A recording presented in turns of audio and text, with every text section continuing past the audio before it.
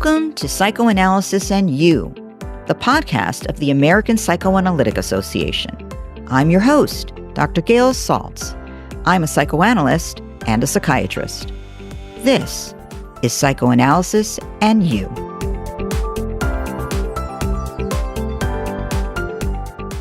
I'm joined today by two guests.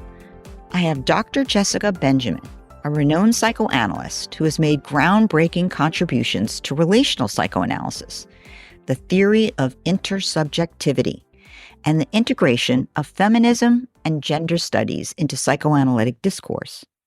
She practices psychoanalysis in New York City, where she teaches and supervises at the NYU Postdoctoral Program in Psychoanalysis. Her influential works include The Bonds of Love, exploring the dynamics of recognition in human development and social power structures, especially gender, and her more recent book, Beyond Doer and Done To, which explores the importance of acknowledgment in moving out of harming relationships into reparative connection. And I also have with me today Dr. Chris Walling, who is Associate Professor of Psychology at the California Institute of Integral Studies and is a clinical psychologist and psychoanalyst. He has led programs at various medical and psychological institutions, including the UCLA David Geffen School of Medicine and the University of Kentucky College of Medicine, and is a well-known contributor in the field of body psychotherapy as research chair and past president of the United States Association for Body Psychotherapy. He has been a consultant on major biomedical research programs in the advances in trauma psychology, brain health, and the use of mind-body therapies. A graduate of the New Center for Psychoanalysis in Los Angeles, where he is in private practice, he teaches and writes on the integration of relational psychoanalysis and somatic psychotherapies. Thank you both for joining me today. Pleasure to be here. Yes, thank you very much. So this is really so timely. Many people, without realizing, are thinking a lot about this material. In fact, unless you live under a rock and don't watch any news, this is really front and center for so many. So in light of your extensive work in psychoanalysis and body psychotherapy, respectively, how do you believe the trauma experienced from recent global conflicts, both domestic and international, is affecting individuals in both their bodies and in their minds? Well, I guess the first thing that comes to mind is failure and helplessness.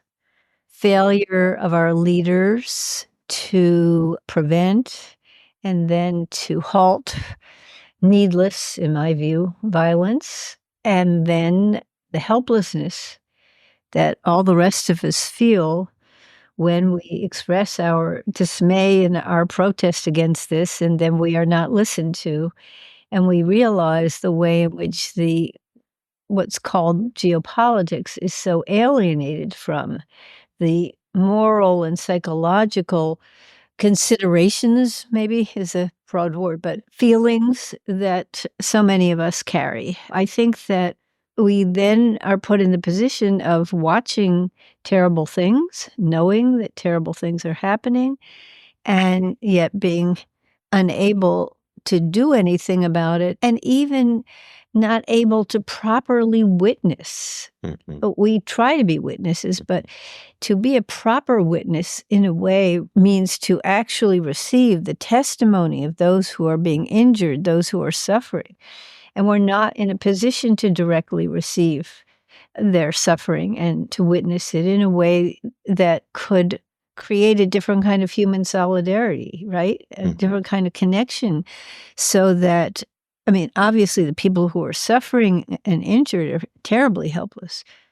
In a certain way, all of us are losing our capacity for agency, but also for connection to one another in a way that lets us feel that we're creating a different kind of social world or a different kind of relationship to, let's say, historic problems that we know exist, that we're creating a more nonviolent and really, I want to say that creating relationships that are based on recognition of the dignity of all people, the respect for all people. When we aren't able to do that, we also suffer, even if we're not directly the ones being disrespected or harmed. On the one hand, all the witnessing creates, I think, a lot of trauma, which we'll talk further about. But you're saying, on the other hand, if the avoidance or not witnessing creates a lot of moral injury. Yeah, there's a bit of a paradox here where we know that trauma healing, for example, occurs in so many ways at the same area in which that we get broken in moments of conflict or war, meaning there's sort of this necessity of embodied witnessing that really is what restores and promotes connection and growth. But none of that can happen until there's acknowledgement. And this is so much a part, I think, of what Jessica has written about throughout her whole life, is that trauma healing can't occur until there's acknowledgement. And so this is the witnessing paradox, is we first have to name what is happening before we can actually use that witnessing towards health or growth or restoration. So interesting. We often talk about what are we doing directly in our office with our patients. Well, those are people who've already identified themselves, right, as experiencing trauma. And we should absolutely be talking about them. But since we're starting with this very big umbrella, many of these people are people who maybe never come to our offices, right there. And we can apply the same concepts of treatment to them if they are willing to think about it, if we get this information out there.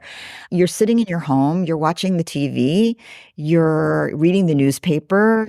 Based on what you're describing, what is the mindset that would be the healthier approach, right? Because sometimes they're hearing, I'm so stressed by what I'm experiencing that it's making me symptomatic. I should not look. I should not read this. I should not watch this. And on the other side, you're saying sometimes maybe that isn't the better thing, or it certainly doesn't work. How should a general public think about the concepts that you're bringing forward in terms of how they respond? Well, I was actually going to turn it over for a moment to Chris, just because I wanted him to say something about the way that we process trauma collectively and individually. But I'll say one thing about how we should respond is perhaps not, that's what we ask ourselves, but that's in a way not the right question, right? The right question first is, how am I responding? What feeling is this bringing up for me, or what conflicts or conflicted feelings? And one of the interesting concepts that's been going around in relational psychoanalysis comes from an intellectual historian, Michael Rothberg, the idea of the implicated subject, and the feeling that you are, in some sense, forced to participate in a system that is creating events and facts that you are upset by.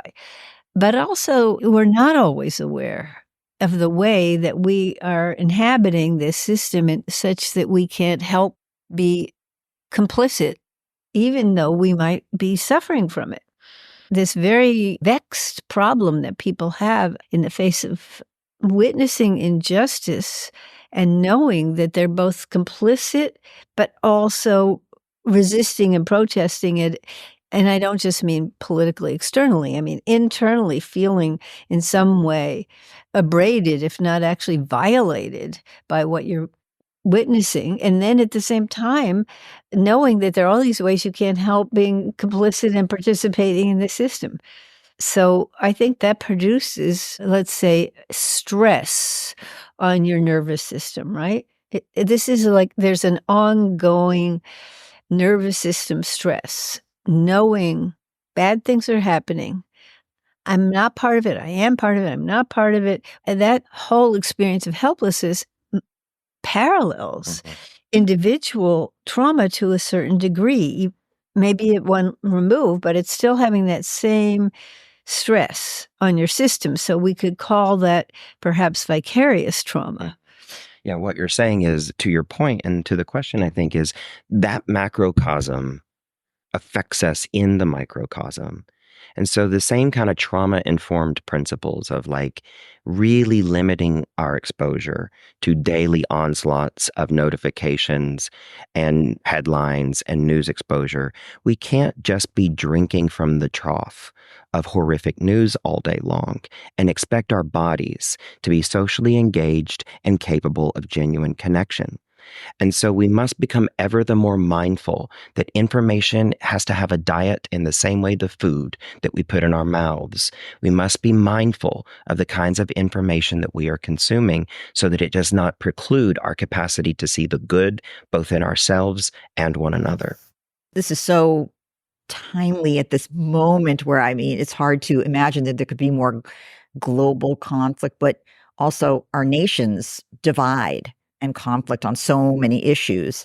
We wonder why rates of depression and anxiety are rising and people are struggling as they are. And this is so timely in that sense. So you would say bringing this kind of psychoanalytic understanding to the general public, part of it would be evaluating what you're taking in, its effect on your mind.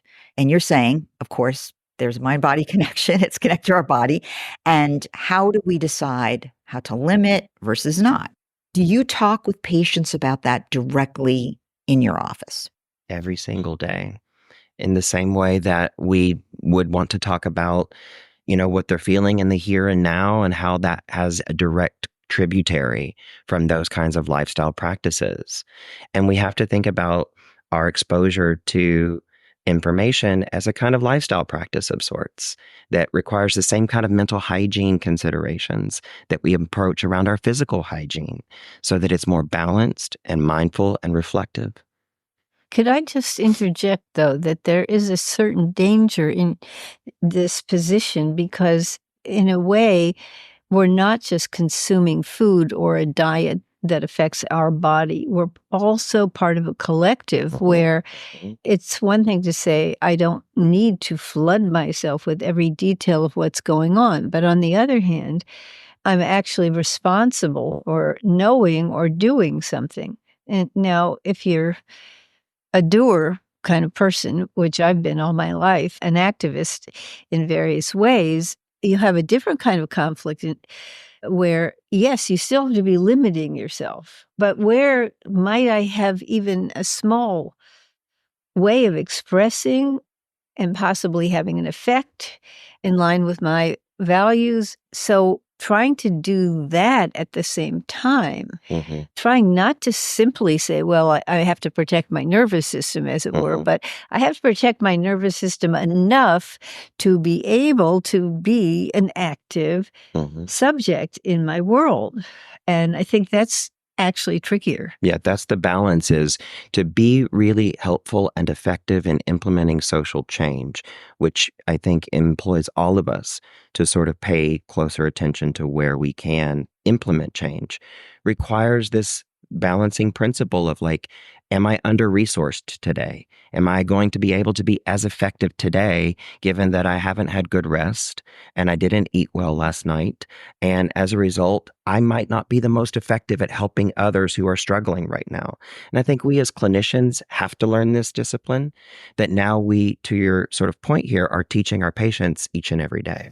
So, Dr. Benjamin, considering your groundbreaking work on social repair processes, how can these concepts help us understand and navigate the collective trauma that we're referring to, right? That societies endure during and particularly after conflicts on the ground? What role does recognition and mutual understanding play in the collective healing process? Well, that's a very big question. And it's true, I have spent much of my life thinking about what does that mean, mutual recognition? It means many different things, starting with the development of the very tiny infant or child who's having a bond of mutual recognition with their parent.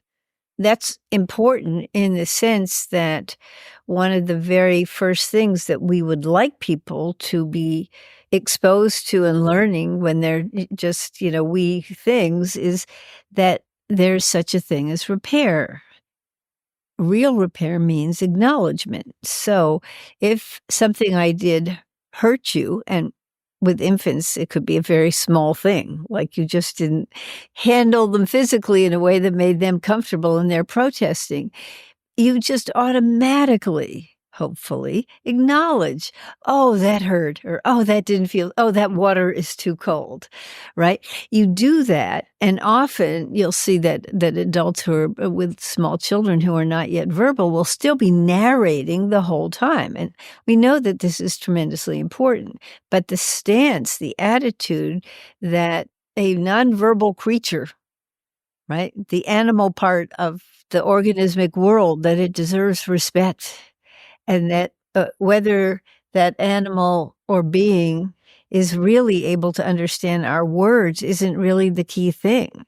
The key thing is our conveying the sense that they deserve the respect for their bodily and mental and emotional integrity, right? So that begins very early, but you could extend that. It, ripples out all the way into the big world of how we treat the planet, how we treat the species that are being extinguished, how we relate to those, shall we say, human-made losses, has to do with the same principle of acknowledgement that you hope you are conveying to a small child. And that principle of acknowledgement is the only way we can put things right is when we acknowledge them. Now, when you acknowledge to somebody or to a collective who has been harmed, that is simultaneously a kind of recognition of their human dignity. So those two things go together.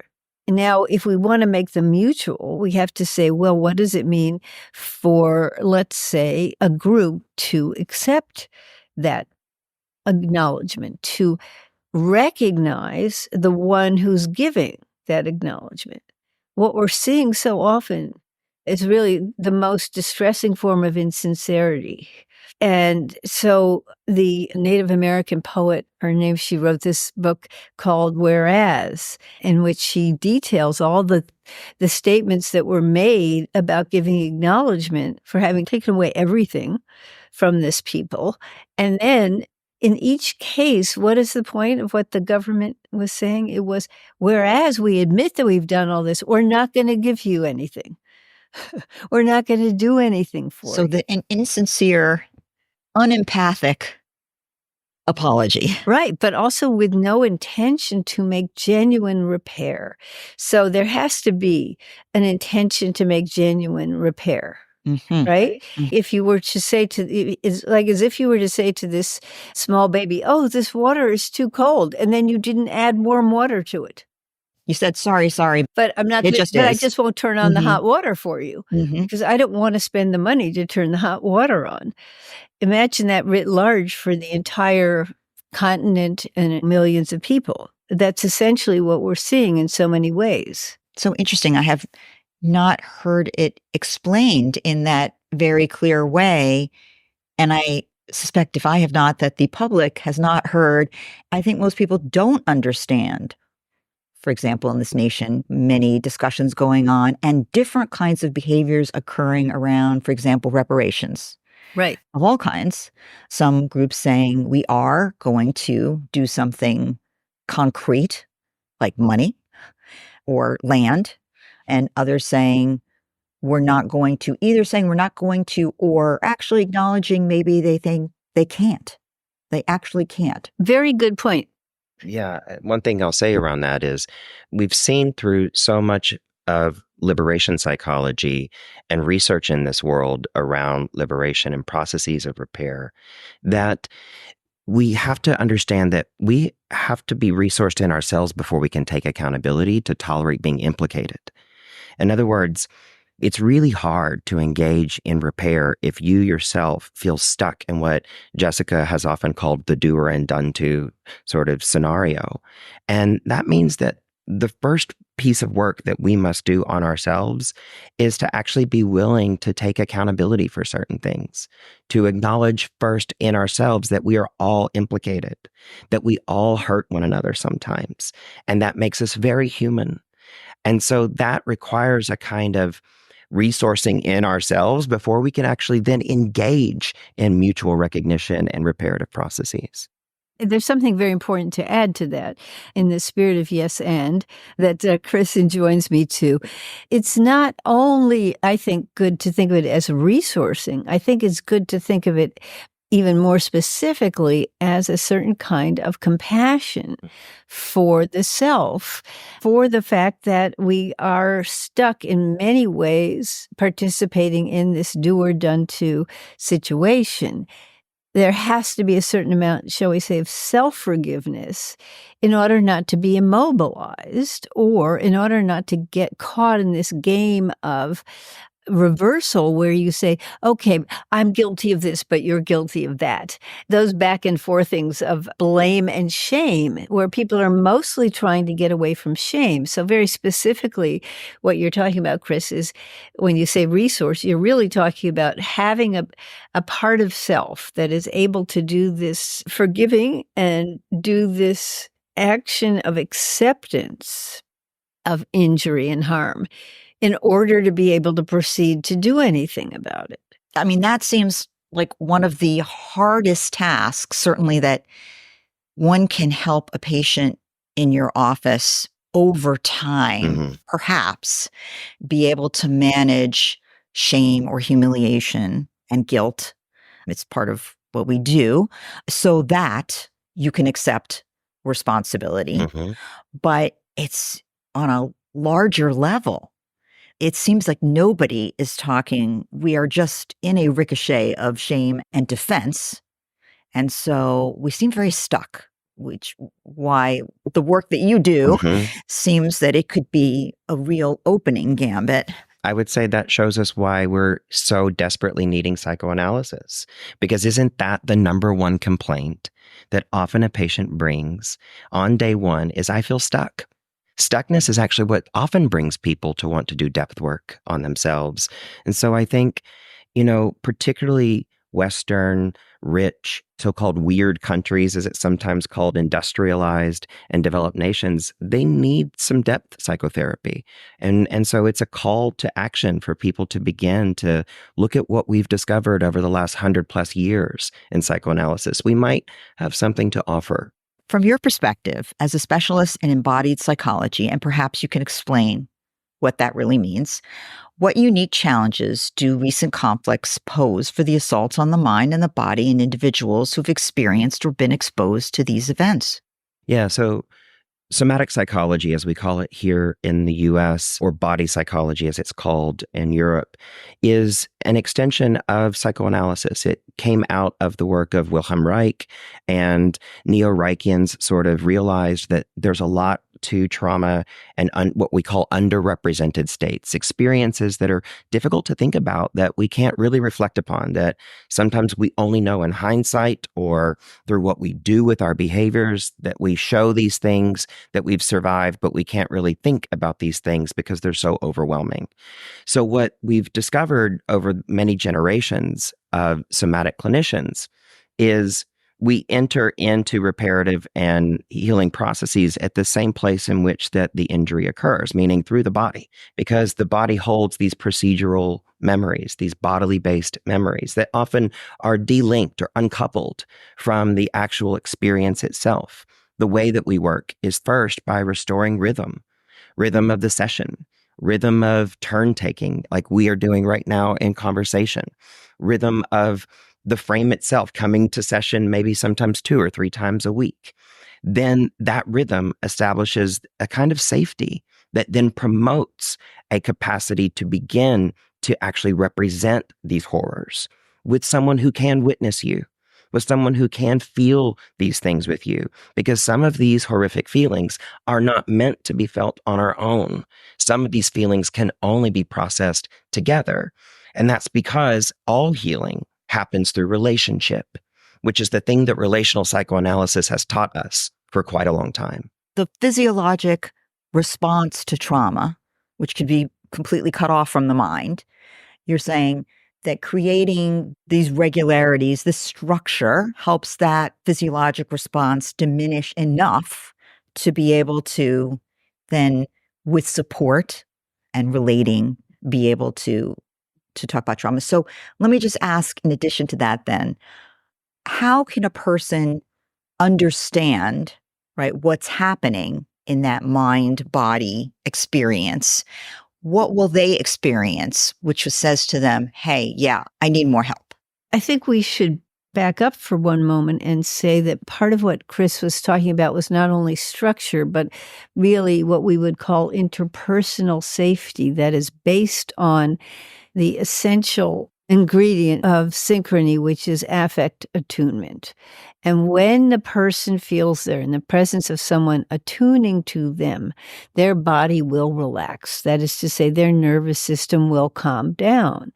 What we're doing, whether we're doing explicit work with the body or whether we're just keeping in mind this procedural dimension that we're in the room with another person and that our nervous systems are interacting. When we keep that in mind, we really become more able to transmit to the other person, you are not in an unsafe place. You can start to allow certain, shall we say, certain juices to start flowing again that you've blocked.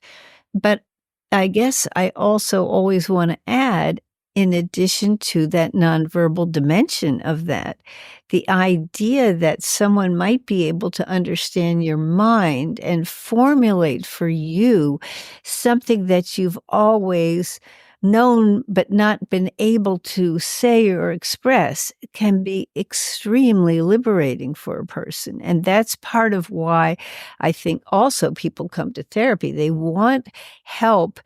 Sometimes you help them to be able to formulate it, but sometimes they want someone else to validate this happened to you and this is what it felt like. And then it becomes possible to say, yes, it did feel like that. Yes, this really did happen. And that's essential for any trauma healing. Something so important about the experience of being a trauma survivor. I mean, research is me search. We come to this field honestly. And I think one thing even Jessica and I in our collaborations have discussed is this kind of popular metaphor in trauma healing from the Japanese practice of kintsugi, which means to join with gold in that relationship. It's not as if trauma healing is about restoring us all to some position that we were once in again. In so many ways, we've discovered through research in post-traumatic growth, the emphasis upon what do people do with their traumas? How do we actually make good use of our suffering?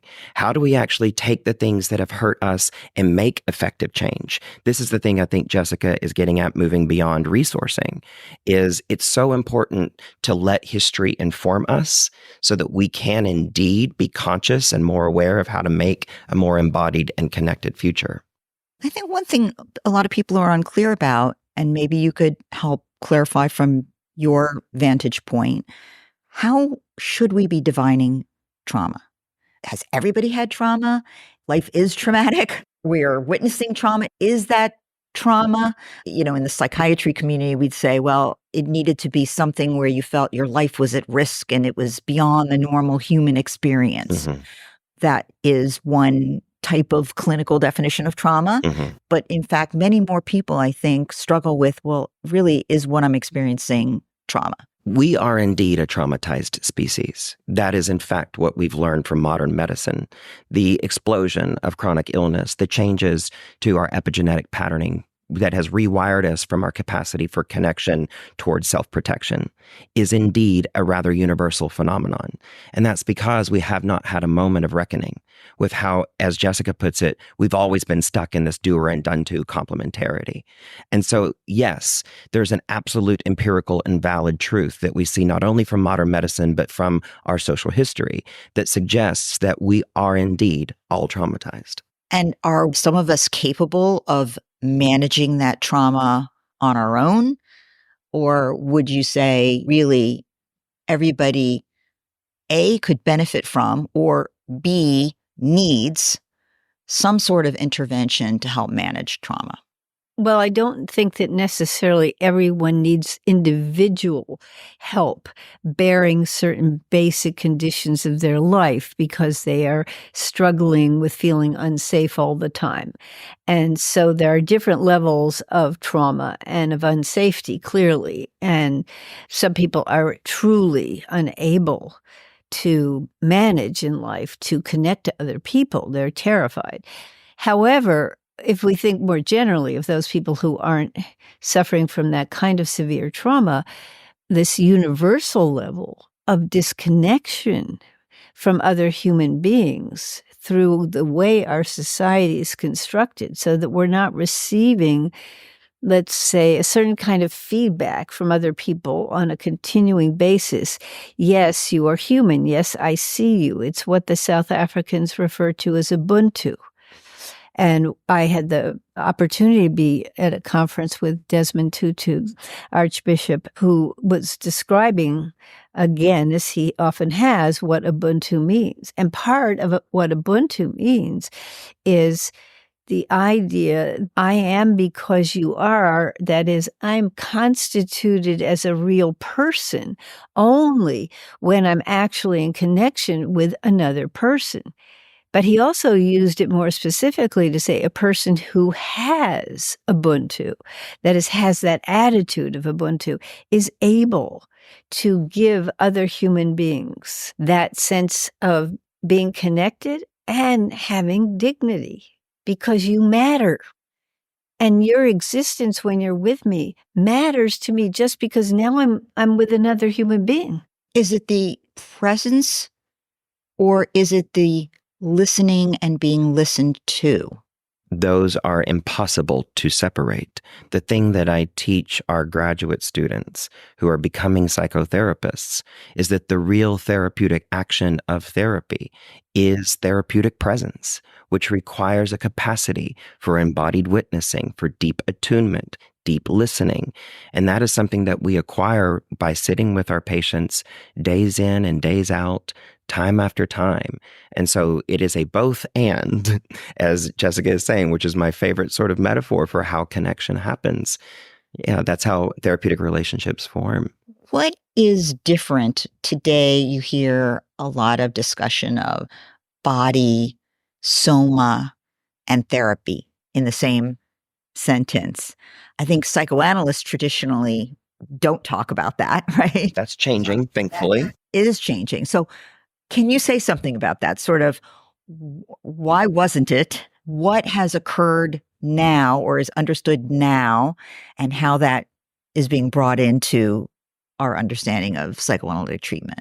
There are many threads that come together, which is often the case, that there's a kind of synchronicity. There's a movement in a historical period, right, in a certain direction. Like I can look at Instagram now and see all of these recommendations for how to regulate yourself before you react and respond to your child, right? So before you hit that, don't do that anger button, put on your oxygen mask of self-regulation, and et cetera. It's very funny in a way as a therapist to watch all this stuff being conveyed in these little reels. So I think that's tremendously important, actually. However, I was going to say that at the same time, there's something very specific that I believe changed our field and changed what we're doing that had to do with people beginning to study infancy and study the mother-infant relationship. And that changed many assumptions that people conventionally associate with psychoanalysis as being simply the basic ideas that Freud had. And actually, it's striking that even with all of this new emphasis, people think that psychoanalysis is still being practiced as though we were in the 1920s, as though it were 100 years ago. Hence, we're doing this podcast. Right. Hence, we're doing this. Right. There are many different threads, obviously, that came together that changed psychoanalysis. But for me, and I think this is very crucial in talking about embodiment, when we started to look at very early preverbal relations, when we started to look at how affect goes back and forth between human beings, one of them being just in the early phase of development, and started to look at the neurological components of how that relational experience of let's say, affect attunement or misattunement, how those things are affecting our brains and also how they're affecting our emotional wiring and our nervous system. When we started to be able to do that, we got to a lot of things that are now, as I said, they're on Instagram.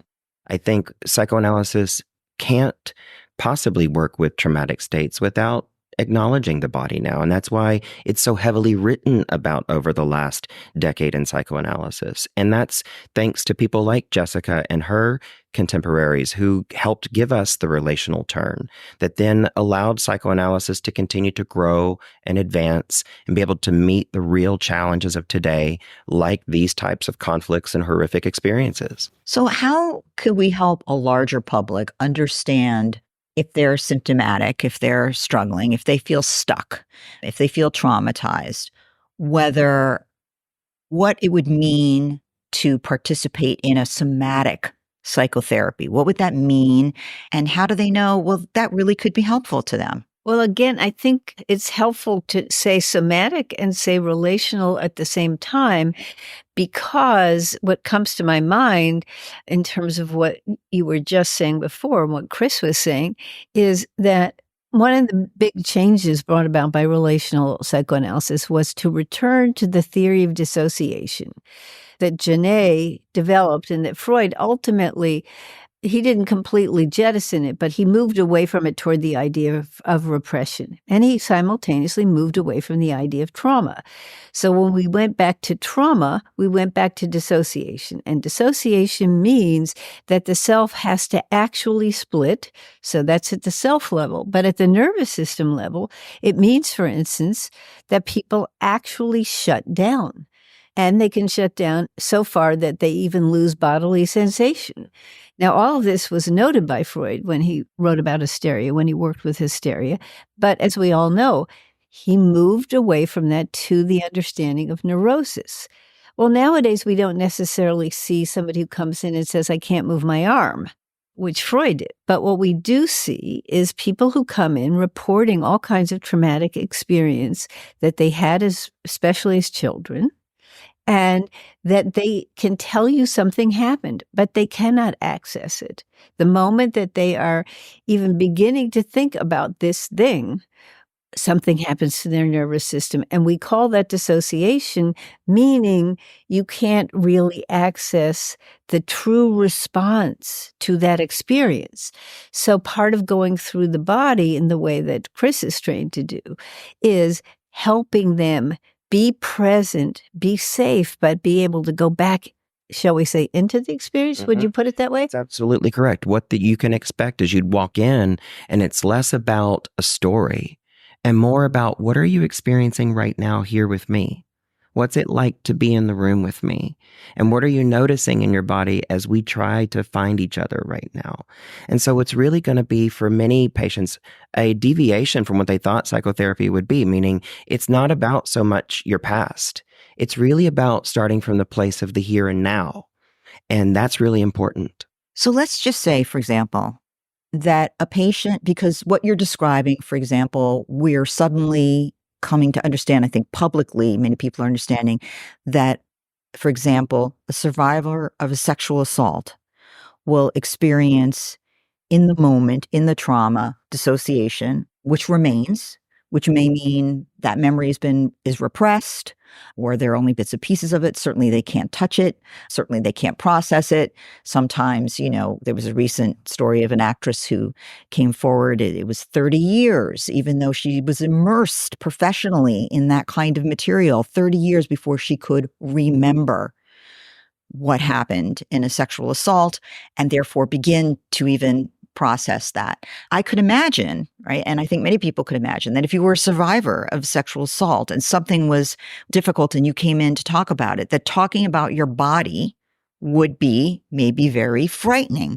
Chris, that's exactly what I think he was trying to say, which is that if you talk to somebody about how they feel in their body, just sitting here anticipating talking about something, that will already start to become in awareness that I am so frightened. And this sense of I am so frightened, I think, is crucial to recovering any experience. In the relating, you're the holder of that. And we also pay really close attention to restoring orientation first, meaning, can we just be present together before we ever go into the body? I mean, that's the paradox here is trauma survivors don't want to go into their bodies. That's the place they work so hard to avoid often. So we aren't going to start from, let's deep dive right in. We're going to start from, I wonder what it's like to notice that pleasing painting that's on the wall over there. And how does that feel to just connect to that tree that you can see in the front of my office? It's really about stabilization first. Interesting. So different from psychoanalysis, right? Might not be initially, at least, going deeper, but really helping them to process from the outside in. That's what all my analytic patients tell me is they'll say to me, Dr. Walling, I could never have done psychoanalysis had we not started our work together somatically first. It was what allowed them to begin to feel safe again through connection. It's so important that clinicians be really well versed. You both teach. How do you approach teaching such that clinicians can be, as it's critically important, aware of where to begin, how slow to go, and when are the signs to go further?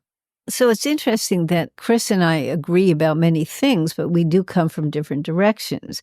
And so the very direct way in which Chris is talking to people about being present and creating safety is not the way that you would start if you are working psychoanalytically. You start with where the patient, whatever the patient is telling you, and you try to find a way both to move forward with them and be connected.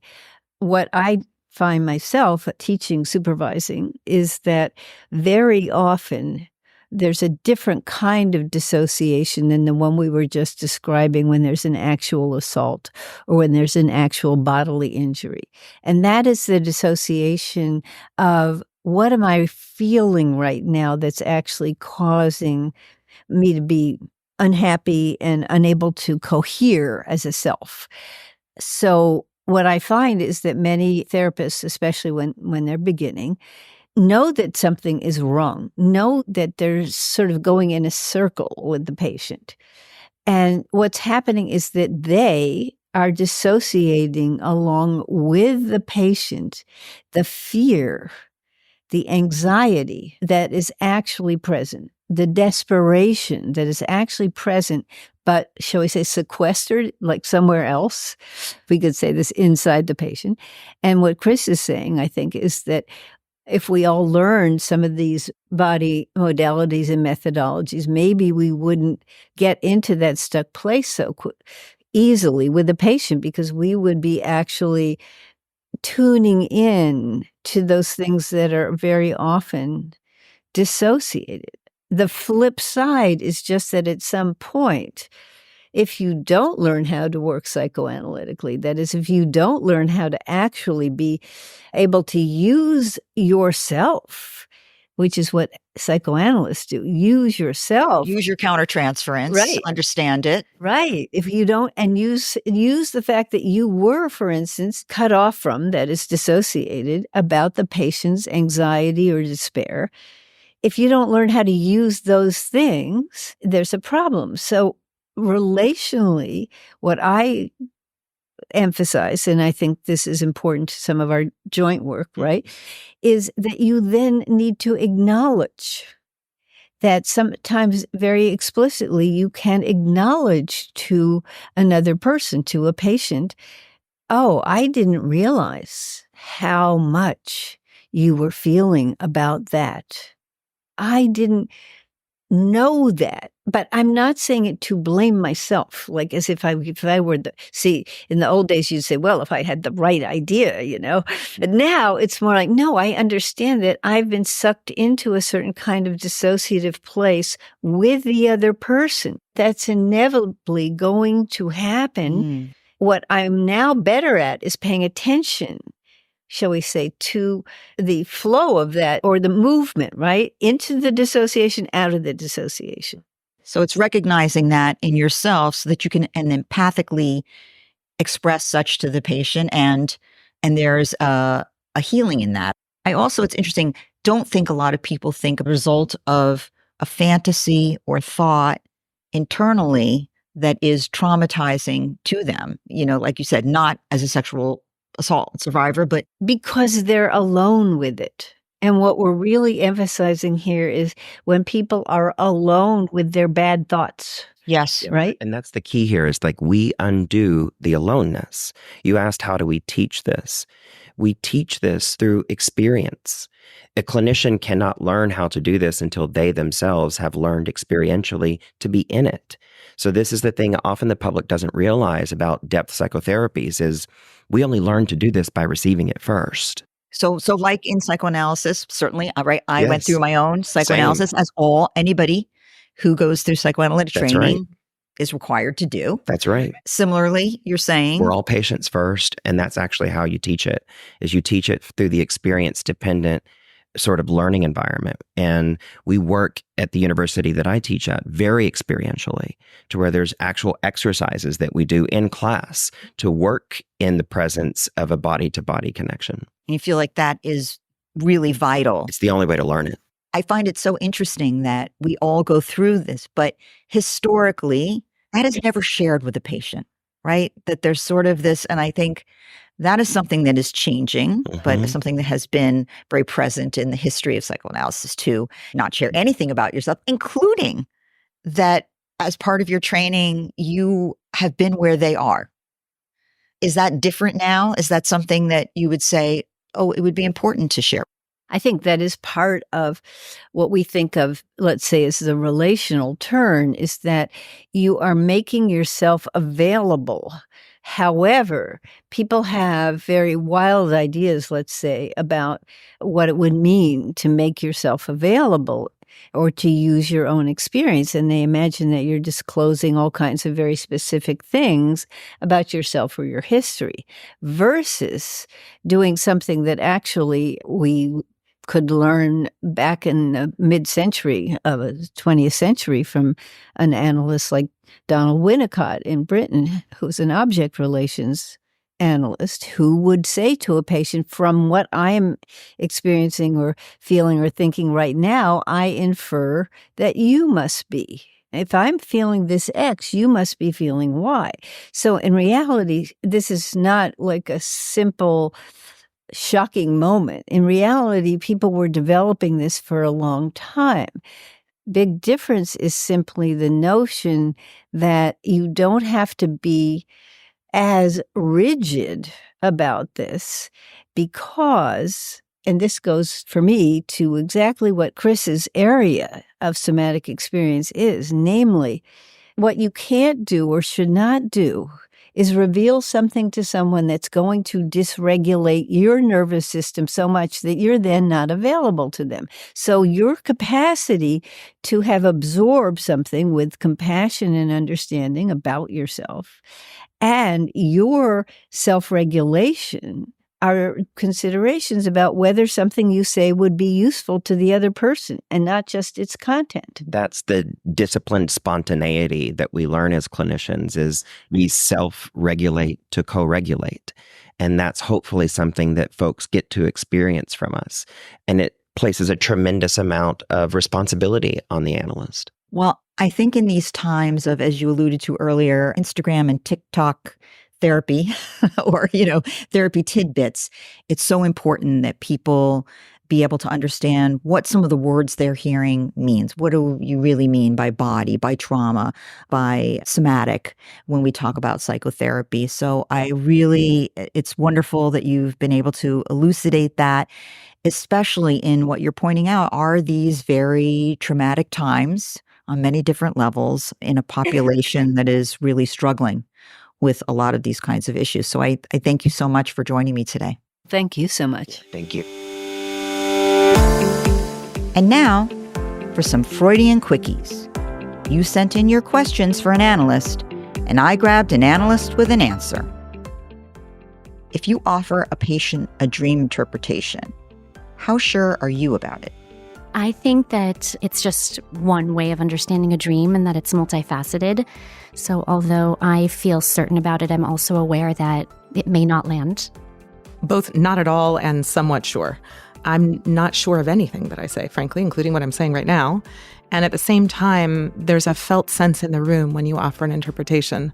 The patient gives you clues in their gestures, in their tone of voice, in their response to it, and in the whole of the treatment. So it's contextual. You understand something about this person.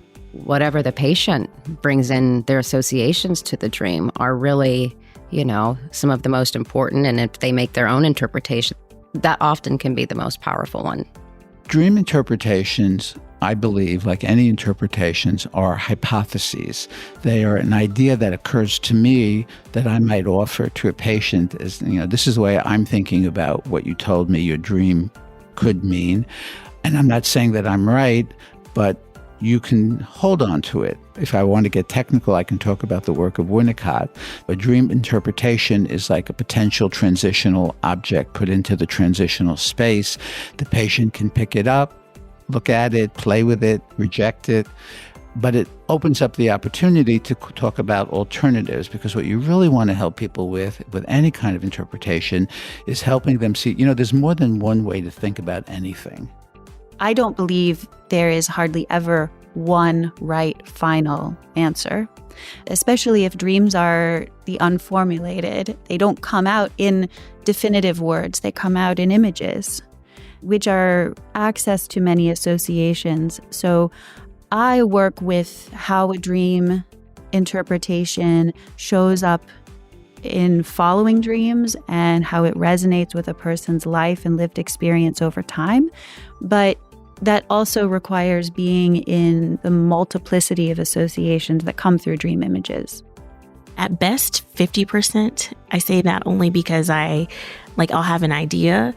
Usually the point of me making the interpretation is not necessarily to be right, but just to try to get some more insight about what they think is going on. So usually I try to be close to something and then let them take off with whatever else comes to mind for them. I'm never sure about it because it's always changing. A dream offers us a kind of never-ending story that will often present itself again, morph, change. It provides a huge window into providing people a kind of side glimpse at their own unconscious. Can psychoanalysis be done in group settings like couples or families or other groups? I imagine so. Yes, and it is being done in all of those settings and more. Psychoanalytic thinking can be applied to all sorts of different organizations and groups and can be really helpful, I think, in thinking about what happens in the world, too. I work with couples, I work with families, and I think my psychoanalytic training is very helpful in helping families and couples negotiate complicated life situations. Psychoanalysis is working with the unconscious. Then when we have multiple people together, we have multiple unconsciouses working together and oftentimes projecting, holding things. One person in a couple might hold a lot of the energy of shame or power. And so we see that sometimes more in couples or group settings than in individuals. The principles that we work with in psychoanalysis also apply to groups of various sizes and types. And so having the insight to understand what's happening would be very helpful, I think, on a group level, but also for people individually. In terms of a sort of one-to-one methodology, it requires some creativity, obviously, in the changing of the frame. But certainly it's at the heart, I would think, of most of the advanced methods that we see in contemporary psychotherapy, both in groups and beyond. If you have a question, really any question for a psychoanalyst, send it to apsapodcast@gmail.com, and we will try to feature it in a future Freudian quickie. For more information about the American Psychoanalytic Association, go to www.apsa.org. Till next time.